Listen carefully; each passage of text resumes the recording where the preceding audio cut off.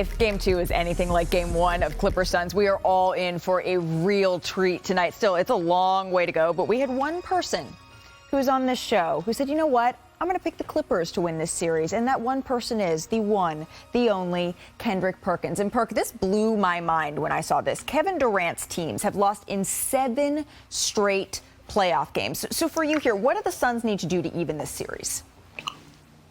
Well, the first thing is they big fella actually have to play big, and that's be a big first with guard skills. And I'm talking about Deandre Ayton. When it comes down to when you look at what Big Zubac and Plumlee did in the interior, they wore him out. And I don't want to see the little pick and pops or the little mid-range shots. No, I want to see enforceful blocks. I want to see monster rebounds. I want to see getting down in the mud and getting dirty. If they have any opportunity of winning this game or this series, Deandre Ayton is going to have to elevate his game. Now, Malika. For the last 2 weeks, I've been going to church, starting on Easter Sunday, right? Pastor Keon Henderson and First Lady Chiney Henderson at Lighthouse, and it's been great, okay? I would encourage anybody who's in Houston to actually go to the church. And sometimes when you're up in the congregation, you feel like that your pastor is actually talking to you. And this message that Pastor Keon said, I felt like he was talking to me. He said, you need to run to the devil.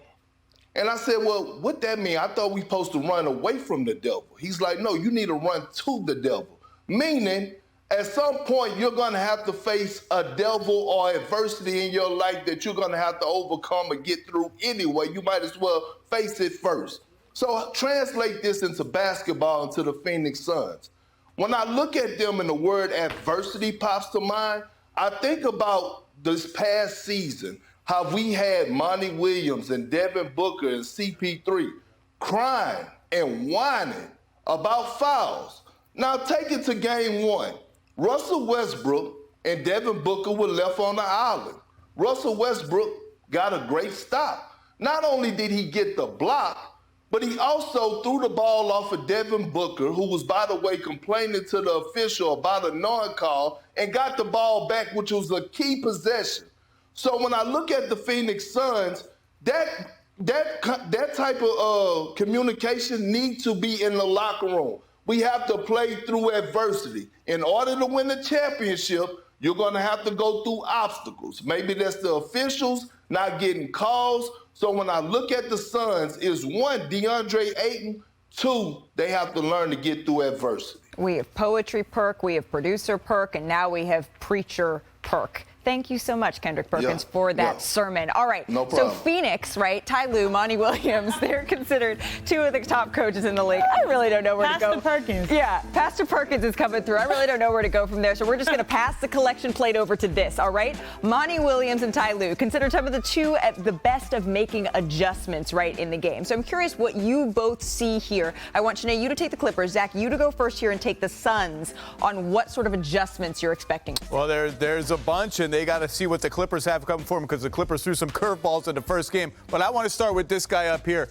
Kevin Durant, who was not involved enough in the crunch time offense. He was involved a lot during the game. He actually ran 25 pick and rolls during this game, which is the most he's run as a Sun and the second most he's run all season for any team. Nets or Suns. That's there it is right there for you to see. But at the end of the game, he was in decoy mode a lot while Chris Paul ran the offense. And I thought the biggest story of the game that we haven't really talked about much is that Chris Paul was 2 of 8 in this game, and the Suns are just not deep enough to be able to withstand that. And there's KD in the right corner. He's got Kawhi on him. And I think that was a factor in them running the offense away from him, trying to get Kawhi out of the play because Kawhi is that fearsome. But this is Kevin freaking Durant. I understand that Kawhi's on him. Chris Paul's the point guard. You didn't get Kevin Durant to do this. Have him set a screen. Have them take a cross screen, see if they switch a different defender on, do something, because Chris wasn't making enough shots and he wasn't involved enough, and we'll see what happens in Game 2. And let's talk about the Clippers for a second, because their bench has been one of the most consistent factors for them, one of their best strengths. And if you look at this, they outscored the Suns bench by 24. I think it was like 37-14. I don't know the math. Sorry, I was an international relations major, but close enough. Watch right here, Norm Powell, stop laughing at me, Arizona, able to get a bucket in a tough situation. Again, 3rd most bench points in the NBA during the regular season in transition. transition. Terrence Mann just goes coast to coast. When you are down a superstar like the Clippers tend to be, whether it's Paul George or Kawhi Leonard, when you have that consistent bench, they're ready. Eric Gordon has been a huge addition, and I can say that as someone who has followed the Houston Rockets. I'm happy to see him thriving and being in a place where he can always with the Rockets. I should have known that was coming. Can I give you guys an additional layer to all of this tonight? Yes. The Twitterverse, I know they're going to be talking about this, but take a look at what's over your shoulder, my friend. Scott Foster. Can I not look? Oh, yeah, no. you cannot look. He is the crew chief for tonight's game, and Chris Paul's teams, they have lost the last 13 games in the playoffs. He's 2-17 overall in the postseason. All right, everybody, the Cavaliers, they look to even things up before the series shifts back to the Garden for Game 3. Yes, Richard? I ain't say nothing. Good. What do you have your eyes on in this game? Remember, our Adrian Wojnarowski reported earlier on this show that Josh Hart is expected to be available after being doubtful as recently as last night. Well, it's the physicality. I think the Cleveland Cavaliers, especially when you look at their front court, they're very skilled. Mobley, Jared Allen, very skilled. Mitchell and Randall, those boys are some dogs. Those boys want to fight. They want it to get ugly. That's what they're into. Now, look, when you break down this game, neither team shot particularly well from three. Both teams 22, 21 free throws. The biggest difference was rebounding. The biggest difference to me is 51 to 38 rebounding. 17 offensive rebounds to 11. And that's just grit. That's toughness. I said it at the beginning of the series, and all my Cavs people were like, what? You think the Knicks have a chance to win? I was like, yes, I think the Knicks have a chance to win, because in the postseason, it's about who's more physical. And you might be able to offset physicality when you look at the Golden State Warriors and their success if you shoot the ball well. Well, the Cavs are not a great three-point shooting team, so they can't offset that physicality. So if Mobley and Jared Allen don't win that rebounding battle and they don't fight back, then it's going to be a long, long series, or a short series for the Cleveland Cavaliers. Before acquiring Donovan Mitchell, Darius Garland, and Jared Allen were all stars. You now add Donovan Mitchell, who's teetering on superstar status. But the elephant in the room is Evan Mobley. Right. Like, the reason I picked the Cavs is because I thought Evan Mobley was going to give me some productivity. 8 points ain't going to be enough. Missed assignments on defense, not going to get it done. Giving up a late offensive rebound, a hustle play, is not what I anticipated. So Evan Mobley in particular has to play up to his talent, Malika, because he has all-star level talent.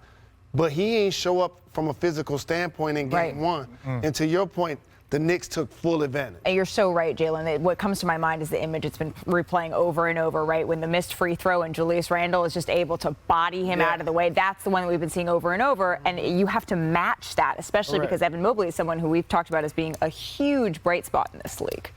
To me, it's the Cavs offense, and Evan Mobley is part of that. The Knicks said, all right, we're scrunching the paint, and we're going to trap Donovan Mitchell and Darius Garland. We're going to force you to make contested shots in the paint. That's Evan Mobley and Jared Allen, or tic-tac-toe passing sequences. And we're going to force everybody else that's not named Darius Garland and Donovan Mitchell to make threes, because we don't think you can make them. So we're going to ignore all of those guys. Some of those guys are going to have to make shots, and then it's on the Cavs coaches to vary up the playbook a little bit, because if you run the same high pick and roll at the Knicks over and over again, they're just going to strangle it and force the ball where they want it to go. Garland got to shoot more. He got to shoot more. Donovan scored 30-plus, but he took 30 shots. Are they going to even up the series? I believe so.